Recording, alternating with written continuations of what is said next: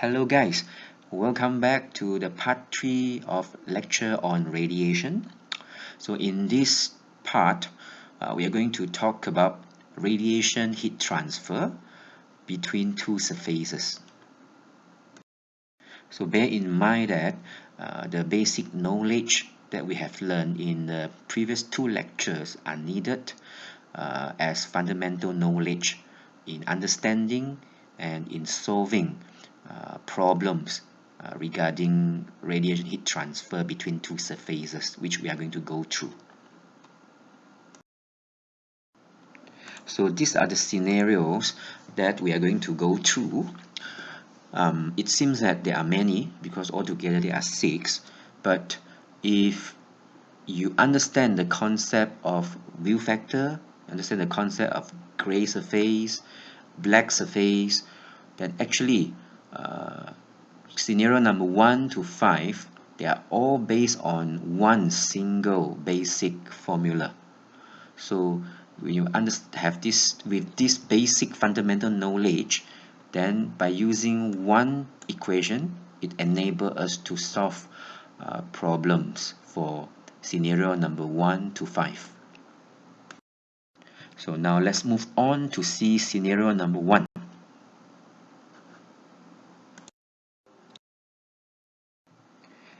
Now let's first consider an enclosure consists of two surfaces. Surface 1 at temperature T1 with surface area of A1 and emissivity of epsilon 1.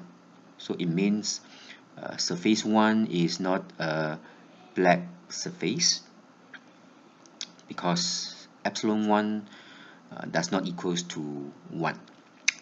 And surface 2 is at the temperature of T2, total surface area of A2, and emissivity of epsilon 2. So both surface 1 and surface 2 are not black surfaces. They are both gray surfaces. So another information is given here. So you see the net heat transfer is from surface 1 to surface 2. So it means T1 is higher than T2 in this case. And now let's consider this circuit diagram which represent the scenario. So from the circuit diagram, we can see there are three resistances, whereby you have R1, R12, and R2. So R1 represent surface resistance of surface 1. R2 represents surface resistance of surface 2. So which is the resistance that the radiation need to overcome in order to be emitted. Then we also have R12. R12 represents the space resistance, the space between surface 1 and surface 2. So these are the three resistances that the radiation emitted by surface 1 can need to overcome, so in order to reach surface 2.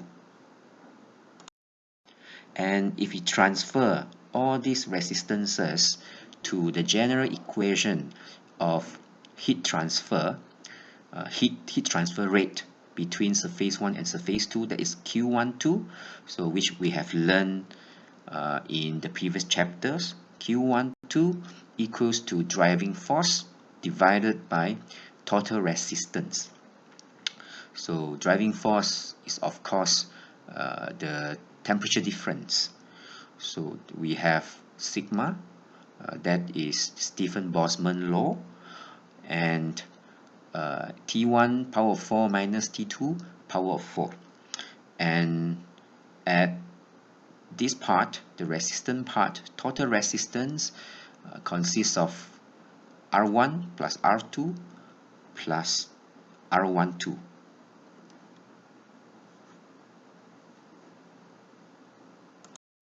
So this is equation which we can use to determine Q12 between two gray surfaces. And now, before we proceed, I would like you to pause for 3 minutes and try to derive equation which is applicable for the following scenarios. Start from this equation and derive equation which are applicable for two black surfaces finitely and two black surfaces infinitely long. You can try to derive equation for one black surface and one gray surface finitely long, and one black surface, one gray surface infinitely long.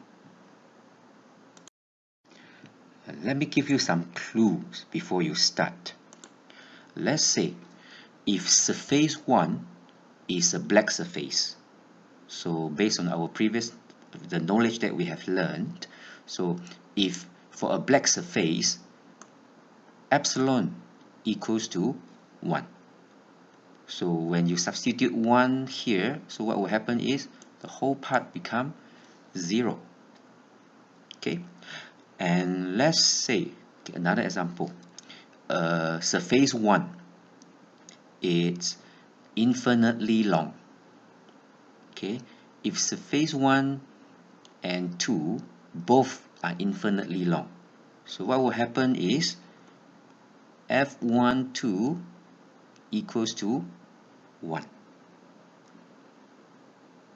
Okay, so based on the clues, so I now want you to pause this video for 3 minutes and try to come up with Q12 formula equation for Q12 for these 4 scenarios. Let's try now. Okay, I'm sure you have gone through the 4 scenarios. You have tried deriving the equation for the 4 scenarios I mentioned in the previous slide. So now let's see the answer for scenario number 2, that is Q12 for two gray surfaces which are infinitely long. So according to this condition, so the two surfaces are infinitely long and they are gray.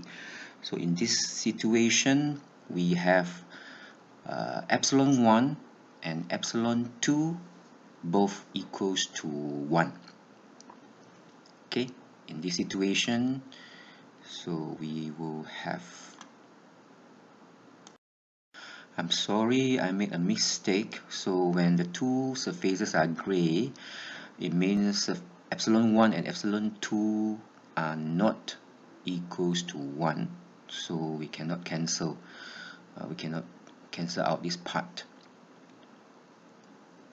Okay, but the two surfaces are infinitely long, so in this situation we will have f12 equals to f21, and both are equals to 1. And since both are infinitely long, so we will have A1 equals to A2 equals to A. Okay, so and because of that, the original formula, which is applicable for two gray surfaces infinitely long, can be simplified into this equation. So when we have two gray surfaces infinitely long, so Q12 equals to A sigma T1 power 4 minus T2 power 4 divided by 1 over sigma 1 plus 1 over sigma 2, 1 over epsilon 1 plus 1 over epsilon 2 minus 1. And now let's proceed to scenario number 3, two black surfaces finally long. So start from this equation. So we know surface 1 and surface 2 both are black, so because of that epsilon 1, epsilon 2, both equals to 1. And because of that, so this part becomes 0, and this part also becomes 0. And because of that, A1, F12 can be moved to the numerator, and Q12 equals to F12 A1 sigma T1 power 4 minus T2 power of 4. And this equation is for Q21. Okay, remember the scenarios are heat transfer, radiative heat transfer between surface 1 and surface 2. Okay, so if this Q12, then this Q21. When we say it's Q21, then the F should be F21 and A2. Okay, so and numerically, Q12 is actually equal. Okay, is actually equal to negative Q21. Okay, so it depends on which temperature is higher. If T1 is higher, then Q12 will be positive. Then in this case, since T2 is lower, so you will have Q12, you will get a negative value. So a negative value of Q signifies that surface 2 is receiving heat from surface 1. So net heat transfer is from surface 1 to 2. And with that, we move on to scenario number 4, that is heat transfer between two black surfaces, and the two surfaces are infinitely long. And okay, because of that, two black surfaces, same goes to this. This part will become 0. This part will also become 0. And A1 F12, in this case, since the two surfaces are infinitely long, so we have F12 equals to F21, and both equals to 1. Okay, so at the end, what we will get is this: Q12 equals to A1 sigma T1 power of 4 minus T2 power of 4. And same goes to this: Q21 equals to A2 sigma T2 power of 4 minus T1 power of 4. And the same principle also applicable to this, that is Q12 equals to negative Q21. Which one is positive, which one is negative, depends on either T1 is higher or T2 is higher. And now let's move on to scenario number 5, when we have re-radiating walls between the two surfaces. Okay, in this case, actually, the difference is not much, just that when we determine F12 or F21, so we have learned about this chart in lecture part 2.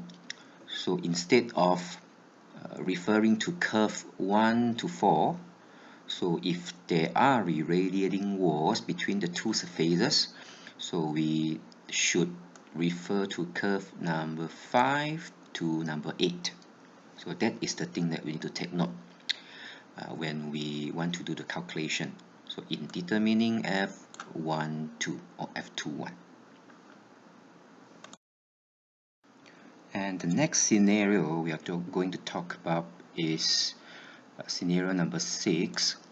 That is, there is one or more than one, sometimes, radiation shields exists between surface 1 and surface 2. So what is radiation shield? So it is a plane with low emissivity, with very high reflectivity, used to reduce the net radiation transfer between two surfaces. So for example, in this case, surface 1 at T1, surface 2 at T2. So let's assume surface 1 has a higher temperature, meaning T1 is much higher as compared to T2. So in this situation, much heat will be transferred from surface 1 to surface 2, and a radiation shield is normally added in between surface 1 and surface 2, so that T2 at the end can be reduced, because the existence of the radiation shield in this case is 3. Okay, will be able to reflect most of the radiation back to surface 1, or reflect to the surrounding. Okay, with that, much less radiation will reach surface 2, and temperature of surface 2 can be reduced.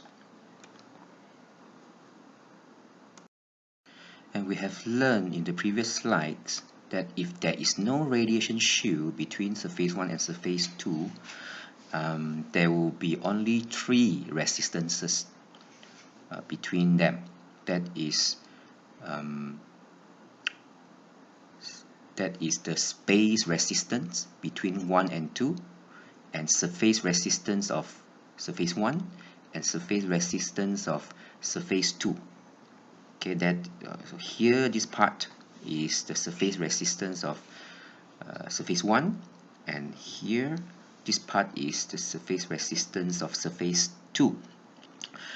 And because of the addition of the radiation shield, so there are additional resistances added to the system.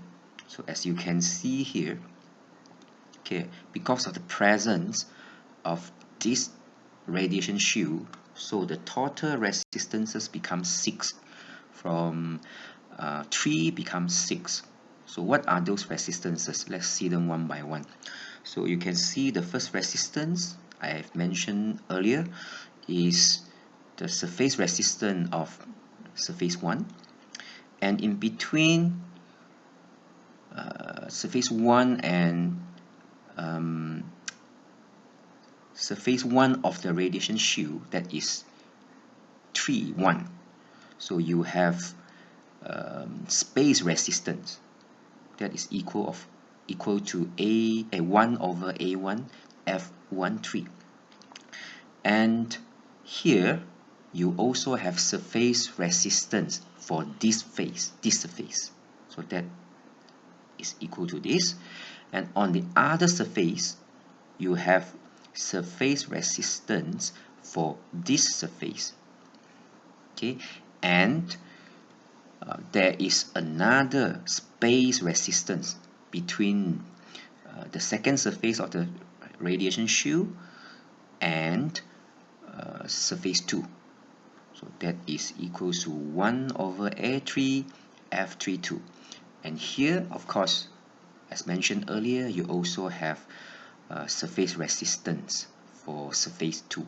So that's why altogether we have 6 resistances. And of course, Q12 in this case equals to sigma T1 power 4 minus T2 power 4 divided by total resistances of the 6 resistances. So you can see the addition of radiation shield can really help in reducing the radiative heat transfer between the two surfaces, because by adding one shield, we'll be able to add 3 extra resistances to the system. So it greatly reduces the amount of heat that can be transferred from surface 1 to surface 2. And if you want to reduce some more, you can add even 1, 2, and more radiation shield. So if you add one more shield here, so the total resistances will increase from 6 to 9. Okay, I think you understand what are those 3 resistances. Maybe you can try yourself. What are the extra 3 resistances? Let's take this shield as surface 4. So 1, 2, 3, and this 4, and you can try. Okay, what are the 3 extra resistances that added to the existing system? And of course, this equation can be further simplified when we have special condition. For example, when surface 1 is a black surface, then you know this part become 0. If surface 2 also is a black surface, then this part will also become 0. What if surface 1, surface 2, and the shield, they are infinitely long? Then you can further simplify this equation. So it is meaning the same principle applicable in the previous 5 scenarios is also applicable to this situation. So that's the reason why I mentioned at the beginning of this lecture. So although it seems there are many different scenarios, but the key is you only need to memorize 1 and maybe 2 equations. And after that, different situation, different scenario, if you understand the concept of black surface, if you understand the concept of what does it mean by infinitely long, what does it signify, what is the effect to the view factor F12. So if you understand all this concept, you only need to memorize 2 equations, and you can just derive the equation that you need from the 2 basic equations. So in this slide, you see how can we modify the basic equation when for different condition. So same goes to this slide. So when there are n shield, and when under this condition, the original equation can be simplified into this. And the same principle goes to this. So in this lecture, we have gone through radiation heat transfer between 2 surfaces, altogether 6 different scenarios, but basically we only need to memorize, I would say, 2 important formulas, and based on our knowledge on those basic principles, for example, black surfaces, infinitely long surface. So with this fundamental knowledge, so it enables us to modify the 2 basic formulas and come up with the equation which enable us to solve the problems for that particular scenario. And your lecturers will go through some more examples together with you, so that you know how to apply these formulas in different for solving different types of questions. So with that, I will end this lecture, and thank you for your attention.